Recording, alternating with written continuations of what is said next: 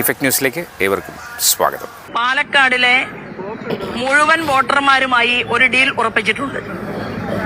ആ ഡീൽ എന്ന് പറയുന്നത് പാലക്കാടിന്റെ വികസനത്തിന് വേണ്ടി മുഴുവൻ വോട്ടർമാരും ഇത്തവണ ഭാരതീയ ജനതാ പാർട്ടിക്ക് വോട്ട് നൽകണം എന്നുള്ള അപേക്ഷയുമായിട്ട് ഞങ്ങൾ യാത്ര ചെയ്തുകൊണ്ടിരിക്കുന്നു. അത് വോട്ടർമാർ തീരുമാനമെടുത്തിരിക്കുന്നു. അതിൽ കോൺഗ്രസ് ഉണ്ടാകില്ല, മാർക്സിസ്റ്റ് പാർട്ടി ഉണ്ടാകില്ല, ഒരു വ്യത്യാസവുമില്ലാതെ ഭാരതീയ ജനതാ പാർട്ടിയുടെ NDAയുടെ സ്ഥാനാർത്ഥിക്ക് എല്ലാ പാർട്ടിയിലെയും നല്ല മനുഷ്യർ, വികസനം ആഗ്രഹിക്കുന്നവർ വോട്ട് ചെയ്യും എന്നുള്ളത് ശ്രീമാൻ VD സതീശന് ബോധ്യപ്പെട്ടു, ശ്രീമാൻ KC വേണുഗോപാലിനും ബോധ്യപ്പെട്ടു.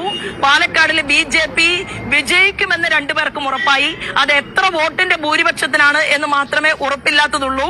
അതുകൊണ്ടാണ് ഇത്തരത്തിലുള്ള ഒരു സ്റ്റേറ്റ്മെന്റുമായിട്ട് ഇപ്പൊ മുന്നോട്ട് വന്നിട്ടുള്ളത്. മാത്രവുമല്ല, ഒരു ചോദ്യം ഞാൻ കോൺഗ്രസിന്റെ ലീഡർഷിപ്പിനോട് ചോദിക്കാൻ ആഗ്രഹിക്കുകയാണ്.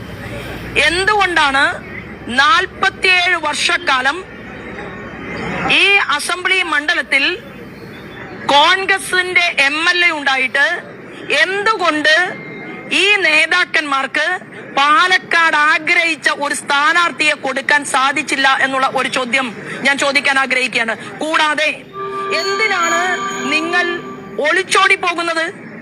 അതായത് നിങ്ങളുടെ ഒളിച്ചോട്ടം എന്ന് പറയുന്നത് വികസനത്തിൽ നിന്നാണ്. വികസനം ചർച്ച ചെയ്യാൻ സാധിക്കുന്നില്ല. 47 വർഷക്കാലം പാലക്കാടിനെ പ്രതിനിധീകരിച്ച കോൺഗ്രസ് പാർട്ടിക്ക് വികസനത്തെ അഭിമുഖീകരിക്കാൻ സാധിക്കാത്തതുകൊണ്ട് ഭാരതീയ ജനതാ പാർട്ടി മുന്നോട്ട് വെക്കുന്ന വികസന രാഷ്ട്രീയത്തിന് മറുപടി പറയാൻ സാധിക്കാത്തത് കൊണ്ടാണ് ഇത്തരം ഒരു ആരോപണവുമായിട്ട് ഈ കേരളത്തിന് മുന്നിൽ അവർ വന്നിട്ടുള്ളത്. തീർച്ചയായിട്ടും അത് തിരിച്ചറിഞ്ഞു കഴിഞ്ഞു. അത് മാത്രവുമല്ല, ഞങ്ങളെ സംബന്ധിച്ച് ഞങ്ങൾ പറയുന്നത് 47 വർഷം കോൺഗ്രസും 20 വർഷത്തിലധികം LDFും ഇവിടെ പ്രതിനിധീകരിച്ചിട്ടും പാലക്കാടിന്റെ സമസ്ത മേഖലകളിലും ഇന്ന് പരാജയമാണെങ്കിൽ ആ പരാജയത്തെ ചർച്ച ചെയ്തുകൊണ്ടാണ് ഞങ്ങൾ തെരഞ്ഞെടുപ്പിന്റെ പോരാട്ടത്തിന്റെ മുന്നിൽ നിൽക്കുന്നത്.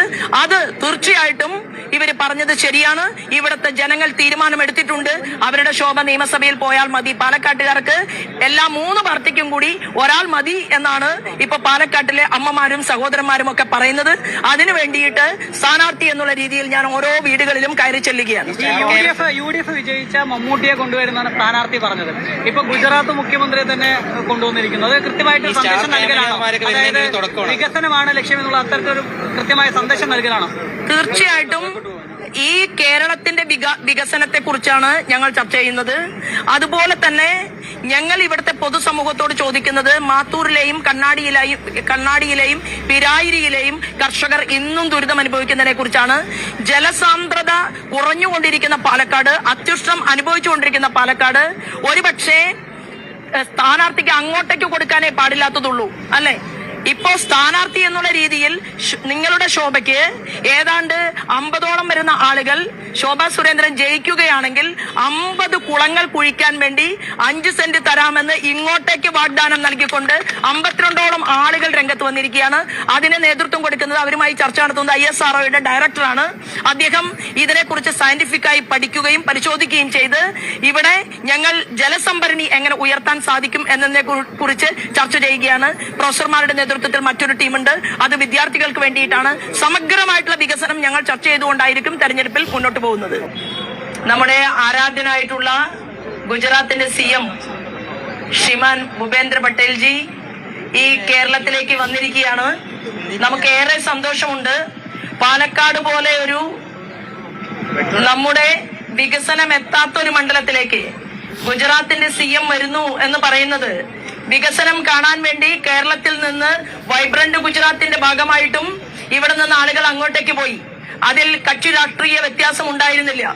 മുഖ്യമന്ത്രിയുടെ പാർട്ടിയിൽപ്പെട്ടവരും രഹസ്യമായിട്ടാണെങ്കിൽ പോലും ഗുജറാത്ത് കാണാനും ഗുജറാത്തിലെ വികസന പ്രവർത്തനങ്ങളെ കുറിച്ച് മനസ്സിലാക്കാനും അവിടേക്ക് പോയി എന്നുള്ള യാഥാർത്ഥ്യത്തെ മുന്നിൽ നിർത്തിക്കൊണ്ട് അത്തരത്തിലുള്ള പ്രവർത്തനങ്ങൾക്ക് എത്രയോ വർഷമായിട്ട് നേതൃത്വം നൽകുന്ന ഗുജറാത്തിന്റെ അതിപ്രഗത്ഭമതിയായിട്ടുള്ള ഇപ്പോഴത്തെ ഗുജറാത്തിന്റെ മുഖ്യമന്ത്രിയാണ് നമ്മുടെ മുന്നിൽ വന്നിട്ടുള്ളത്. അദ്ദേഹത്തോട് ഹൃദയപൂർവ്വം അദ്ദേഹത്തിന്റെ വരവിൽ നന്ദി അറിയിച്ചുകൊണ്ട് അദ്ദേഹത്തിന്റെ മനസ്സിനകത്തുള്ള സ്വപ്നത്തെ പ്രാവർത്തികമാക്കാൻ, പൂവണിയിക്കാൻ, വിശ്വാസത്തെ വാക്കാക്കി മാറ്റാൻ നമ്മൾ എല്ലാവരും ഉണ്ടാകും എന്ന് പറഞ്ഞുകൊണ്ട് അദ്ദേഹത്തെ ഹൃദയപൂർവ്വം ആരാധനായിട്ടുള്ള മുഖ്യമന്ത്രിയെ, അദ്ദേഹത്തെ ഞാൻ ഈ വേദിയിൽ സംസാരിക്കാനായിട്ട്, പ്രവർത്തകരെ അഭിവാദ്യം ചെയ്യാനായിട്ട് ക്ഷണിക്കുകയാണ്. എല്ലാവരും അദ്ദേഹത്തെ കേൾക്കാൻ അടുത്തേക്ക് വരണമെന്ന് അപേക്ഷിക്കുന്നു.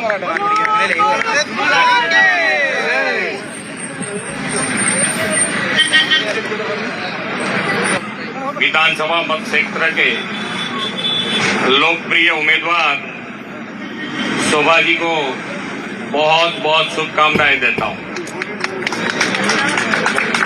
केरलम के माननीय वड़ा प्रधान श्री माननीय नरेंद्र भाई ने जब से गुजरात के मुख्यमंत्री के दौर से जो विकास की राजनीति शुरू की और आज सारे देश में सब राज्यों ने धीरे धीरे सब ने विकास की राजनीति को अपनाया है।